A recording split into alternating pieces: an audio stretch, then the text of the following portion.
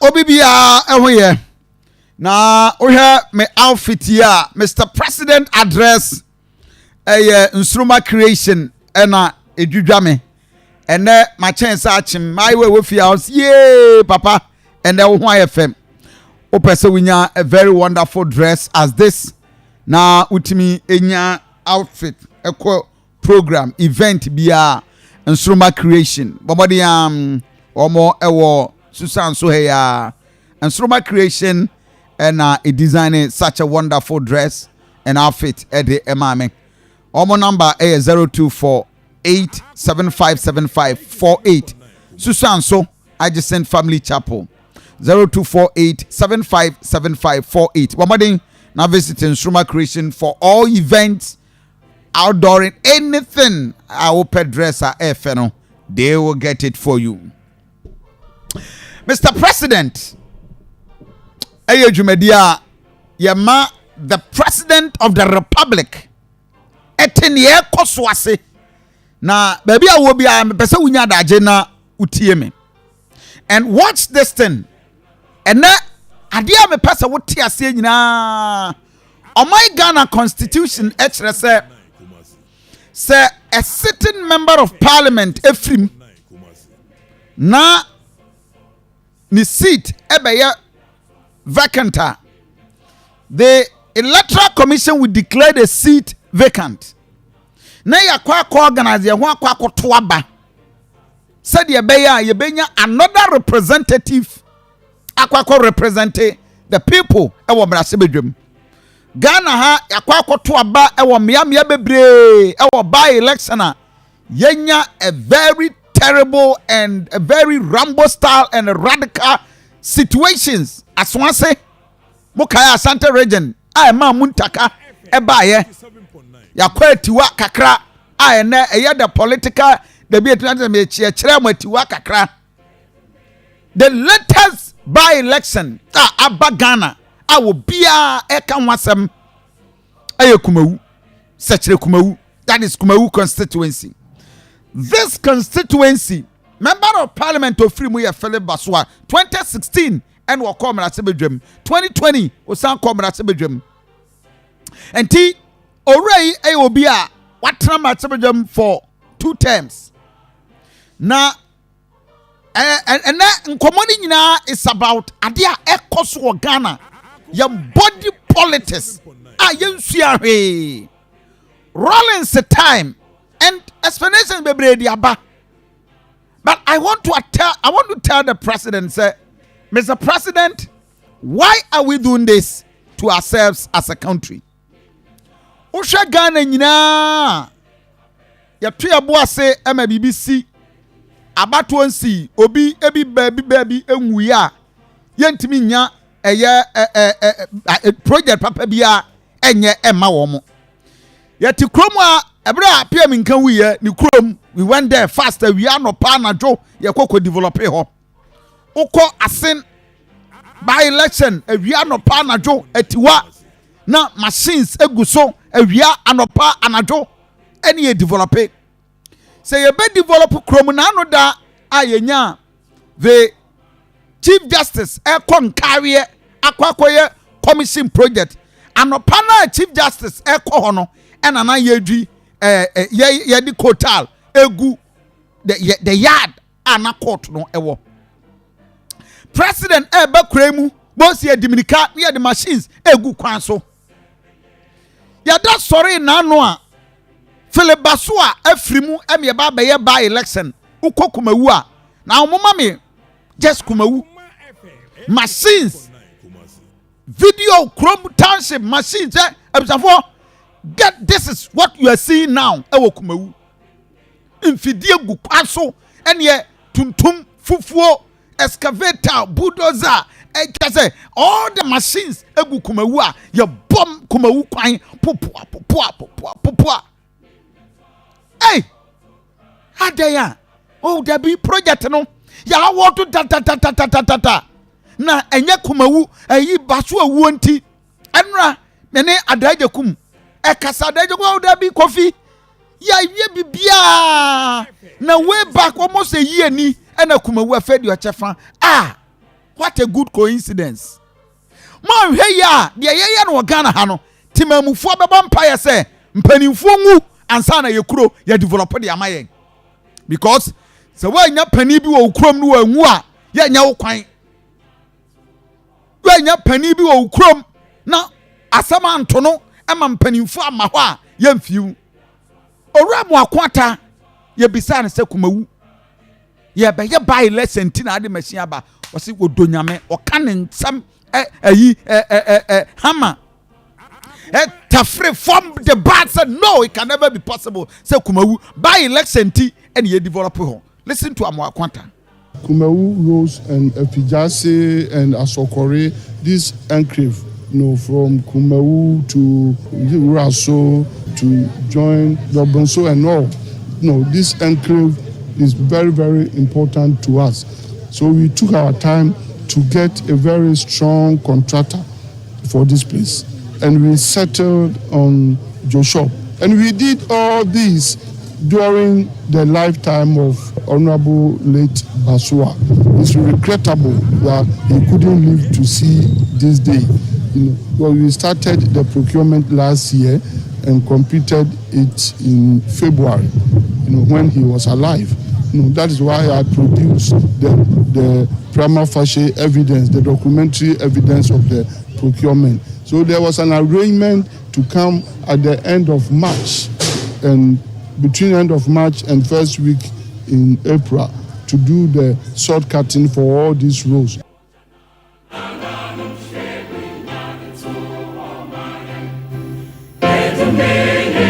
Now, oh, join me on Facebook page. The TV everywhere.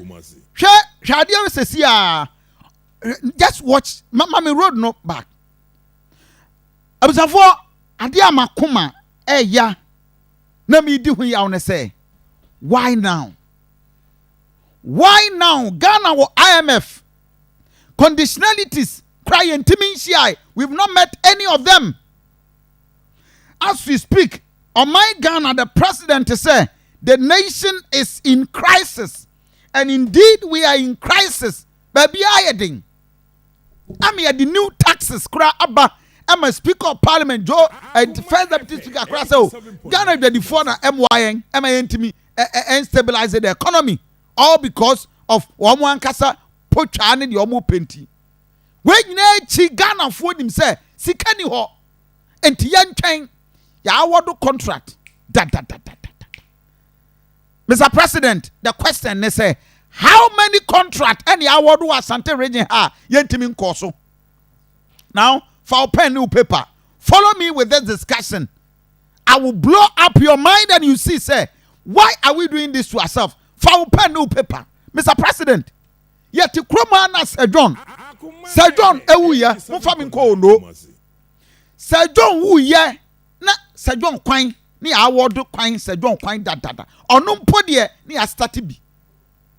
Wono Sir John kwine, ada ye kwaya Sir John ye and ye did machines. Listen to Sir John. Or no one crum. In Chroma second, baby. Most of friends say, be flower over me. What's a job? How me father? Me for the old soon was soon a new Mr. President. So to politics here. The old soon was soon a new one. No question and say, no photo but yamo. It is so to like I just say, my fly over. My way, who can't go and this is the late Sir John was it Mr. President. Hey, so what in kind? Now why in kind? What's the diamond police? Why your project one kind? Why your DND? Why your free SHS? Say can be why refer our baby for fra. You also know Osuna Niwa. Oh, Sir John could never have used any better words than this. Body BM. The old soon was soon a new Mr. President. So to politics here. The old soon was soon a new one. No question and say, no photo but yamo. It is so to like I just say, my fly over. My way, who can't go and what's the fee? Who can't go and what's the fee? I didn't know your Many Sir John, oh, Sir John, we an interviewer. Many ye. Sir John and Casa, when Nadakam and I'm recorded piano. Oh, so say. Sir John Wuya was Mr. President, and this is addressed to the president. Was in the Osun Anywhere. Say, Nanadu Danko Akofo catch and say, waya kwan bebre any project ahodo oba 6 years waya bia Sir John say ni osusu na niwa Rono for beto aba e de atia. This is a man and the krom na project wo get me the student ye do omu gu excavator na ye yi omu every wono ye wo no krom ho a Sir John wu ye mama me Sir John na mu ne tom Sir John na eso a ye si dan e de si kro no nchen the township of Sir John wu ye be kwa yie bibia wo no bia ye ne foforo machines egu no awia anopa ye Sado ye wie ya eduada ya muka ene yesesa ofa ne semfidie nyina efiri ho a year on ye beside the president na nado dan kwakofo do say kwabrefo say ade a waye wo mu yo mu remfi na on beto abade atia wa omumu ya yenie. No problem, no problem. I'm saying, people make those kind of threats. Me, they don't frighten. Somebody votes for you, somebody supports you. It's because they want you to do things for them. I understand that. There's no need for people to go to man. Say. I don't want. Of course, mayor. But decided to a man this year. What man? You know, me massa. Obi a songs in teams baby. And they the important thing is we have a responsibility. I understand the responsibility, and we will deal with it. So, there was these records. Mr. President, the question is that why should Edietine Yenye Kwabre Asamundi say Kwabre for project Ebesine Yebi ya Kumase Obia Kasa Debi Hadiana Moya Kwabre for Nanye Yebi ana mo akwanta fakka to no akwa kopie Kwabre for Monkama kumantum yam Obia wutie me Kwabre frɛ na ka kyerɛ me sɛ amoakwanta bae president kan we nyina tumi ya amoakwanta san bae no 87.9 Kumawu Kwabre ekwan ye gusu ayɛ ya na tie Kwabre is esombo emayen papa minim sensem bebre akoso wo Kwabre East kasa bebre akoso wo Kwabre East efa won rose ho and rightly so, and the people are right if they talk about the kind of road network on Wawaha. Majority of them enye kra, but yen to me enye all roads in Ghana in a week, in a month, or in a year. One after the other. Enu December no na Kwabre ha roads wa ewa mean to me say na ya yen no, it's impossible, but Mubehu say Kwabre roads because it's your year of most. Afena road construction train no, afena abedu Kwabre. Yay! This was somewhere September, October last year. Almost a year. Kwabre foi. Kumawu. Mohas Kwabre for. Mr. President, why do we trust you? They need to ni wundi.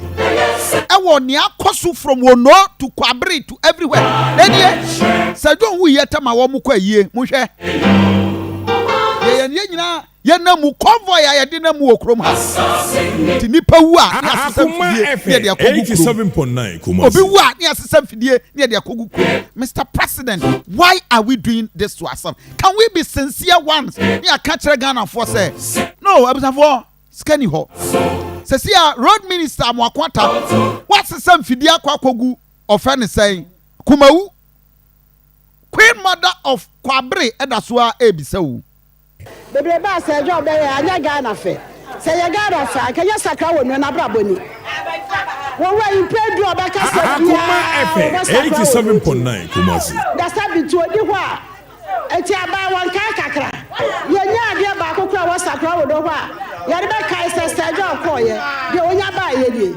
Ade mo na mo say mo be ya kwan amaye. Obi a mo ya adwuma afa die Akuma FM 87.9 Kumawu. Ye be na watchi ya baba sister ni amari nyina ade ko. Aye ko friend DC ya. Wa se convert bi egu e be sister ye shisha. Ni akofa akese aba. Minim section ada DC ni baba. Akuma FM 87.9 Kumawu. Mother to chiamara. Ye so obi ko hospital. What you need ko? What chiamara to? Ada shio to na fa nkola. Ada ya mbone be. Bibia owura yi sha se bia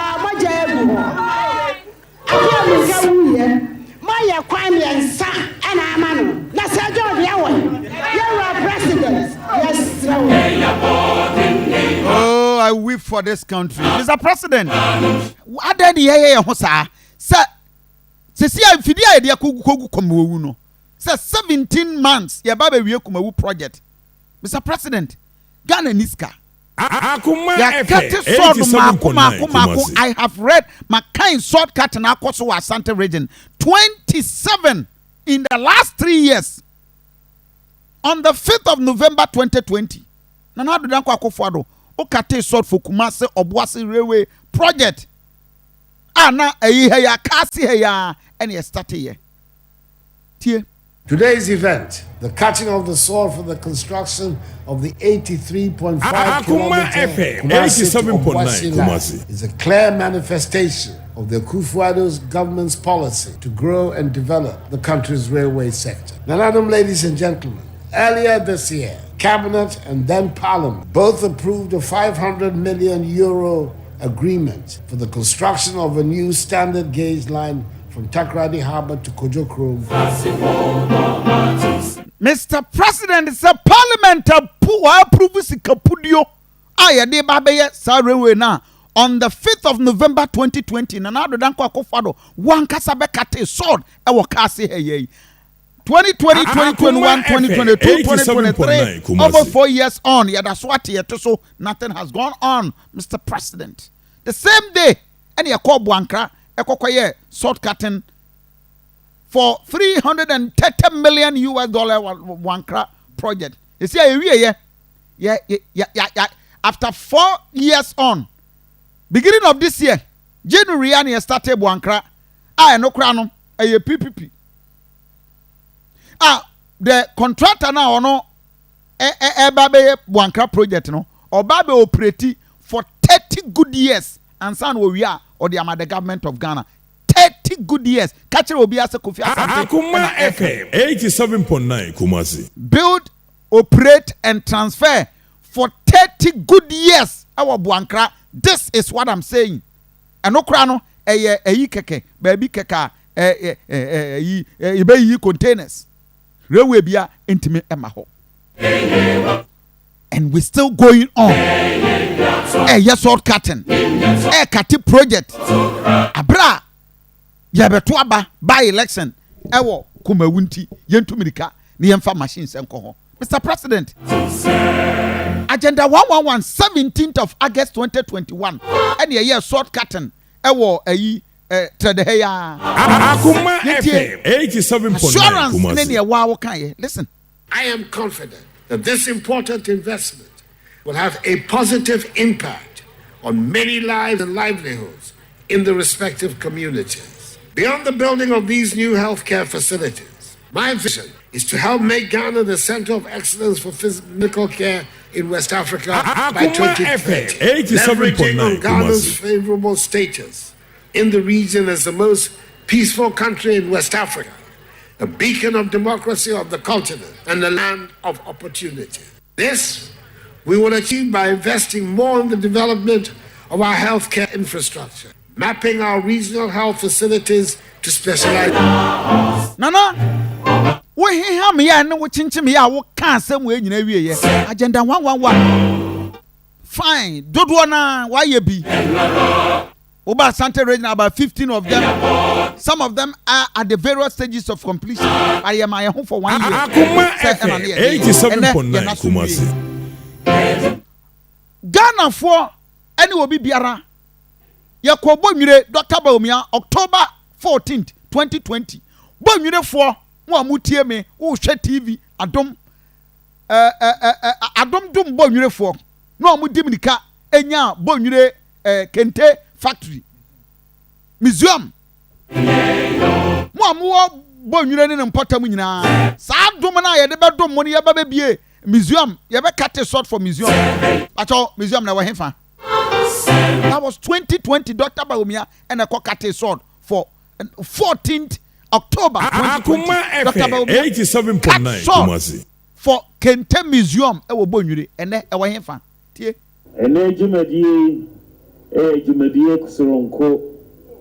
Akuma FM 87.9 Kumasi. Kente Museum. First time in history. Yebeye Kente Museum wɔ Bonwe. Ɛyɛ ade a ehia mohwɛ edwuma MPP ɛyɛ mo nyinaa bɛgye di sɛ nneɛma pii a yɛyɛ no ebi nsi da. Debia ebisida. Debia first time. Dr. Baumia, Mr. President. So the question I will be ebisa why say assistant fidie akwakogu Kumawu? All because 87.9 Kumasi. Yeah. Contract no about 1 year ago. And to buy election about is just a coincidence. Wow, a good coincidence. Yeah, Kai Nanado Danko Akufo-Addo, the president, said, some machines akogu Kumawu dia. Bonyure is crying for attention. We no for crying for attention. Ayi, a quiet war atwema boko techimai. A cry for attention. And no crana contractor was one. And hey, we jai. Asabe. Any here? This is it. Muba Facebook page. Nano de ya. On the May 15th, 2020, and another Danko Akufo-Addo, Eba. I will come to Swami Interchange. Eba Konfanoche. Kati new maternity blog. Just about 2 months, 3 months ago, workers say, oh, you know, Juma. Yentimin can want some assistant fidie, Akwakugu, Kumawu. Mr. President, the Bena workers now are returning to Konfanoche. The biggest fun, would ye, Swami Interchange. Get me back Swami Interchange video.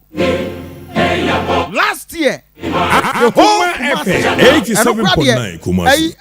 Kumawu nana video bi ama auto mama yehu Kumawu akwan said ye besi akọ.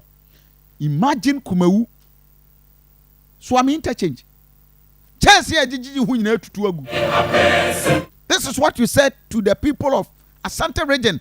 Ebrana o kate sword for Swami just recently. And I'm glad to join you today to cut the sword to work to begin on the Swami Interchange and Complementary Roads project. The Swami Interchange will be the first 4-tier interchange in the Asante region and the second in Ghana after the Pokwase Interchange, which I commissioned on 9th July 2021.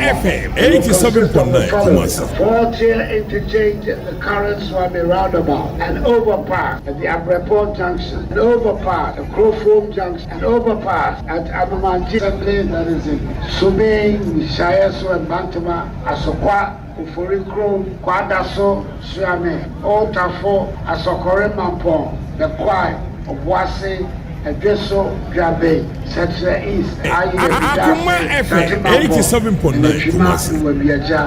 And I want to number Ankakas and Papa, the family who was at the Melbourne. Baku, when you know, and if ever be quite. And I want to number Ankakas and Papa, and I want to number Ankakas and Papa, the family who was at the Melbourne. Akuma FM 87.9 Kumasi.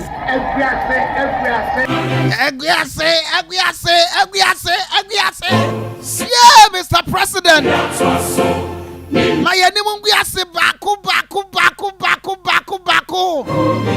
And this is it.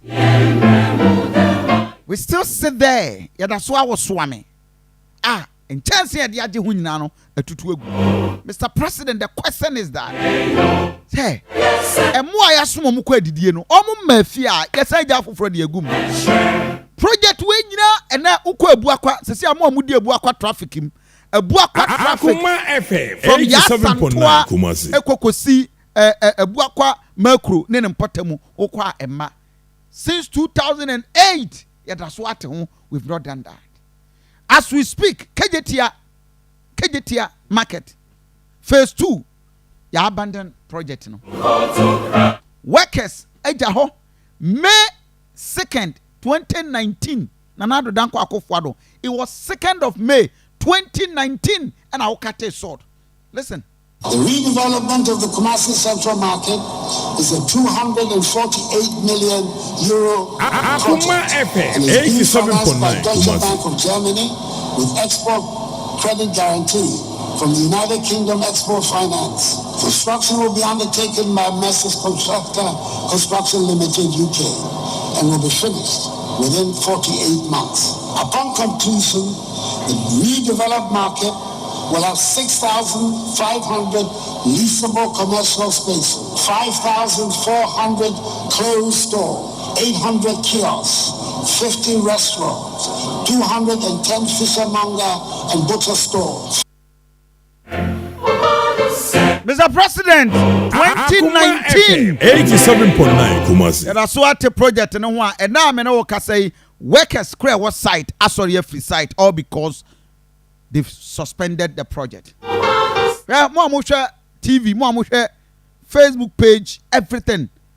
Say, see, Kumasi Airport, Kumasi International Airport, was supposed to be done. And no crowd in Yamiadum because the Kaka Krebi will be able to say fair. But the pointer, me pesa me ma nanado danko akofo the president what I say and say with the greatest of respect. On my Ghana, your problem won't mean solve ni nyina nwie. Obi ani ho a all can say Akuma FM 87.9 problem nyina nwie. No. But at least the idea and saka no, let us be committed. Your project ye nwie. Your Dubai election ti asesem fidie akogu Kumawu. And left and right, we are no partner. Ya so nkania. Ya to aba we are. Ni asaya niam akọ. Who are we fooling? Kumawu for residents. Message almost say yamfama na danko akofado. Mr. President in You say MP na wawu ni nti omo ba ye ba election omo akosi sem fidie dia besi kura mu say omo ba be ye kwai. They say yani abre. Ya hu say Akuma FM 87.9 Kumasi. Say the Mahama ka say o short memory no. Sa short memory ni bi no. Ana mo de be sesa mo machines ya mo de call ye no. It is saying your short memory ni asesa ne de fufura tum. Mr. President, that is the message from Kumawu. And that is what the people of Kumawu can. Politics. Tetina ni ade bantuan nchene edada nkofo ezi amanfo ko animo. Antu abo aseni entimi organize one position we. A time will come. Nana for enya wan wasel the last time UTC Central Market. Na nipa binumu ehuru. Ya hwe ye obi obabedi president of Ghana ha. The generation is coming. Akuma FM 87.9 Kumasi. Two ediafutu bi brew na do danko akofo the president we say moa. Tell them say we don't have the money, we can wait. Otumfo say obi anto abamfa ma any of your ministers. Eya wo na Ghana for to abama wo. The question is why are we rushing to Kumawu? Ebra project bebre our region Asante region kra yentimi enko ho. The question is dear ne person achieve. Otikoko so we futu dumaye. Mr. President, thank you. Ghana for to abama na adudanko ekufo ade ya nto ama nipa ka ho biara. 2 minu ade ma no achiche bia ma obiara. Akuma FM 87.9 Kumasi. Ma no ka ho. Ejime nana no. Wonim se me no free nipa to adudo no aye nimbra me niwo. Adam no near free fan 77 ansa na wo sa ba mebo ana mebo a nana e champion bo tata wo ba London nyame no na nam ne kodwo nyantachi nom ansa na wo sa ba ya mo ba be gina biewa ansa ya sa ba ya ne woti he abroche ba ya me lawyer no me no na ko ni nyina ani akwa ba pim ne enu aso nkrofo be ka kire so wo mpo asem enso wa anyi antum wo ka se da bi se dem se ne tie de ntesa me de kakra ne se me de futu panam de be ma wo de Ghana fo pani adwuma de pani ayahwe de pani nkoso enu a ne yehwehwe de to aba ne wie ya ye bobo se wa wen obi gina Akuma FM 87.9 Kumasi. John Mahama or catchers are by the comnia before na toye. As I call another also catchers a comnia before so on so banwanya the comnia before Bessa to who own him there. The word won't pesica review and he says a kuhuna jumani. A dean kwan says a whoop. The bell dimber comusa and passable man penny by near friend and out of or Baba Ghana year.